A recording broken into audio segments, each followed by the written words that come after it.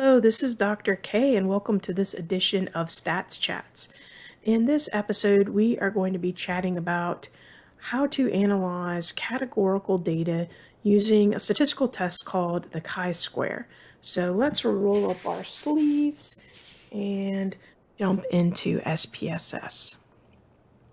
Okay, so I have an SPSS dataset called dichotomous empathy data here. So we're going to click on Analyze, and then we're going to scroll down to Descriptive Statistics, and then we're going to click on Crosstabs.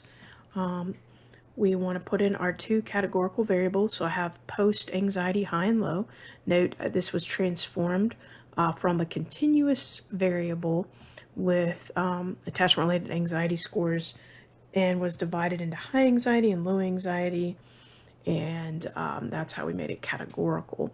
And then mindfulness was divided into high, medium, or moderate, and low mindfulness. Okay, so I want to make sure that this is checked here. Okay, and we click OK. And then SPSS generates the output for the chi-square.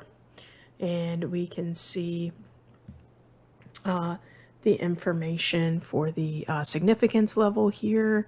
And we can see that less